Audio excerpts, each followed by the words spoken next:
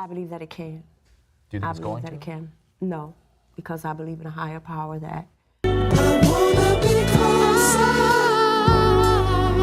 to you, baby. Some know, some don't, that I was incarcerated for 5 years, 8 months, which time I used productively. It feels like the world is on your shoulders, and all of the madness has got you going. Chico DeBarge's life reads like a cautionary tale that keeps getting darker. This member of the legendary DeBarge dynasty went from chart-topping success to federal prison, survived a near-fatal stabbing, battled crippling addiction, and faced the unthinkable murder of his own son. But here's what will shock you most about Chico DeBarge's latest news. Even after losing everything, the cycle of destruction continues. We're diving deep into the most devastating story in R&B history. What started as musical royalty turned into a nightmare that spans decades. From cocaine trafficking that destroyed his career to prescription drugs that nearly killed him, Chico DeBarge's scandal involves family secrets, violent encounters with mobsters, and heartbreaking tragedy.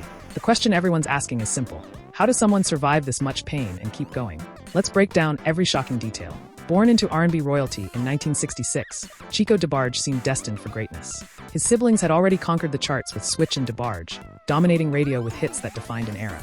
But growing up in the DeBarge household meant living with secrets most families never face. Their father, Robert, was a strict disciplinarian who ruled with an iron fist, leaving emotional scars on all the children. The family dealt with constant racism because of their biracial heritage, facing slurs and fights at school regularly. Despite the chaos, music became their escape route. Chico watched his brothers Bobby and Tommy break through with Switch, then saw Elle, Bunny, Randy, James, and Mark explode with DeBarge hits like Rhythm of the Night. The pressure to match their success was overwhelming, but Chico was determined to step out of their shadow and prove himself as a solo artist. At just 20 years old, Chico signed with Motown Records in 1986, backed by his siblings' reputation, but eager to create his own identity. His self-titled debut album launched with Talk to Me, a track that showcased his raw solo energy and climbed to number 21 on the Billboard Hot 100. Unlike his brothers who relied on group harmonies, Chico brought a streetwise edge that connected with younger fans. The album performed well, mixing funk, R&B, and pop elements that felt both modern and soulful. Critics praised his mature sound, and fans responded positively to his different approach. However, the success came with complications within the family, as jealousy and competition crept in despite their public support. Chico felt torn between proving his independence and staying loyal to the DeBarge name that had opened doors for him. The constant comparisons to his brother Elle, who many considered the family's best singer, added pressure that would eventually contribute to his downfall. Just 2 years after his breakthrough, Chico DeBarge's scandal erupted in 1988 when federal agents arrested him alongside his brother Bobby for cocaine trafficking. The operation involved smuggling more than 2 pounds of cocaine from Michigan to California using hidden vehicle compartments and coded phone calls. Prosecutors revealed that Bobby was the ringleader, but Chico played a clear role as an accomplice in moving the drugs across state lines. The bust made headlines because of the DeBarge family's fame, turning their musical dynasty into a cautionary tale overnight. Wiretaps and witness testimony provided strong evidence against both brothers, leading to convictions on federal drug trafficking charges. Each received sentences of nearly 6 years in federal prison, a devastating blow that destroyed Chico's rising career at age 22. The media coverage focused on how quickly he had fallen from chart success to federal custody, marking the beginning of decades of legal troubles. Prison transformed Chico DeBarge in ways he never expected. Serving 5 years and 8 months, he went from hearing fans scream his name to wearing an inmate number and fighting for survival. Other prisoners knew exactly who he was, bringing both respect and dangerous attention that forced him to learn how to protect himself quickly. The DeBarge name meant nothing behind bars except as a potential target for inmates looking to make a reputation. During this time, Chico used the opportunity productively, studying music theory and practicing guitar while reflecting on the choices that had destroyed his freedom. He wrote song lyrics in spiral notebooks and traded creative ideas with other inmates who used music as therapy. His mother Ederline visited when possible, trying to maintain hope despite watching another son fall victim to the family's destructive patterns. The experience gave Chico a harsh reality check about consequences and made him determined to rebuild his life after release. Released in the mid-1990s, Chico immediately focused on rebuilding both his personal life and musical career. He married Andrea, who had remained loyal during his incarceration, and they began raising their children together while he worked on new music. His comeback album, Long Time No See, hit stores in 1997 through Kedar Entertainment, distributed by Warner Brothers. The deeply personal record explored themes of betrayal, resilience, and redemption that felt authentic after his prison experience. Critics praised the mature, raw sound that showed real growth from his earlier work. The album debuted at number 86 on the Billboard 200 and climbed into the top 20 on R&B charts, proving audiences were willing to give him another chance. The hit single "Ign Me" reached number 11 on R&B charts, showcasing a more grounded artist who had learned hard lessons about losing everything. Chico performed again, reconnecting with fans and demonstrating the hunger and humility that prison had taught him about second chances. In 2003, Chico DeBarge's latest news took a violent turn during what should have been a routine night out in Philadelphia. While touring in a theater production, he visited a nightclub with a friend who was involved with a woman trying to make her boyfriend jealous. That boyfriend turned out to be a connected mobster named John Casanto, creating a dangerous situation that escalated quickly. The woman's flirting triggered a chain reaction of jealousy and violence that pulled Chico into chaos he never saw coming. During the confrontation, he was stabbed in the side with a knife, creating a 7-inch wound that stretched from near his kidney up to his lung. The injury was nearly fatal, and he lost massive amounts of blood before an unidentified Philadelphia Eagles player helped keep him conscious until paramedics arrived. Doctors saved his life, but the recovery was long and painful, requiring extensive medical treatment and rehabilitation that would change his life in unexpected ways. The stabbing led doctors to prescribe OxyContin for Chico's severe pain, starting a new chapter in his battle with addiction. What began as legitimate medical treatment quickly spiraled into dependency as he relied on the pills for both physical relief and emotional escape from childhood trauma.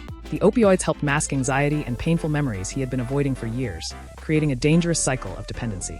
When pills weren't enough, Chico's addiction escalated to harder substances, including crack cocaine and other dangerous drugs. His marriage to Andrea couldn't survive the strain, and they separated in 2005 amid trust issues and custody battles. Court documents show Chico requested visitation rights for their 4 children and asked for paternity testing for 2 kids born before their marriage, revealing how badly addiction had damaged their relationship.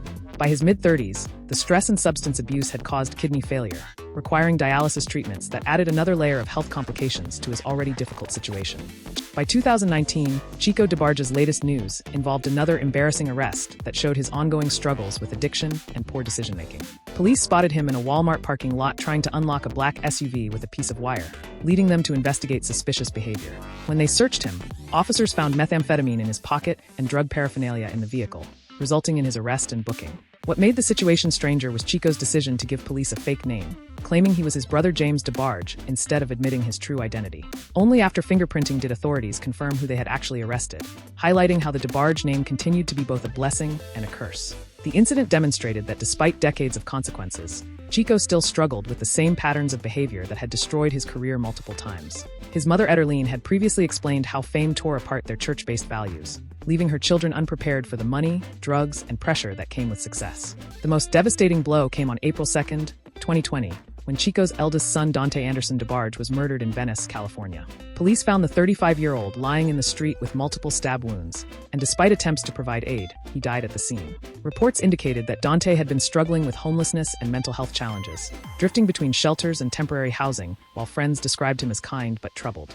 Police released few details about suspects or motives, and as of 2025, no arrests have been made in connection with the murder. Chico remained silent in the immediate aftermath, clearly devastated by losing his child in such a violent and senseless way. Family matriarch Ederline asked for prayers on social media, writing that the entire family was in shock over the tragedy. In January 2021, Burbank police pulled him over for driving without headlights and license plates late at night, discovering he had no identification and 2 female passengers in the vehicle. Once again, Chico gave officers his brother James DeBarge's name as false identification, repeating the same deceptive behavior from previous arrests. Police found heroin and methamphetamines in the car, leading to charges for drug possession, DUI, and providing false information to law enforcement. After fingerprinting confirmed his real identity, Chico spent 10 days in jail before posting bail to secure his release. The arrest happened barely a year after his son's murder, showing that even unimaginable grief couldn't break the cycle of addiction and poor choices that had defined his adult life. Chico DeBarge's latest news reveals a man trapped in destructive patterns that seem impossible to break.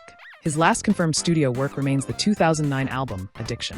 And despite occasional rumors about collaborations with family members or tribute projects, nothing has materialized. There have been brief mentions of wanting to work on a Prince tribute or DeBarge reunion album, but as of 2024, these remain unfulfilled promises rather than actual projects. His legacy remains complicated, remembered for the genuine talent he showed with hits like Talk to Me, while being defined by decades of arrests, addiction, and tragic losses. The story represents more than just personal failure. It illustrates how cycles of trauma, poverty, and addiction can follow families across generations. Born into a world of church music and dreams, but also abuse and impossible expectations, Chico never escaped the dangerous double-edged sword of fame that his mother described. Whether he'll ever get another real chance at music or personal redemption remains an open question. What do you think it would take for someone to break free from this kind of destructive cycle? Have you seen similar patterns in other celebrity families? Do you believe people deserve unlimited second chances? Or is there a point where consequences should be permanent? Let us know your thoughts in the comments below.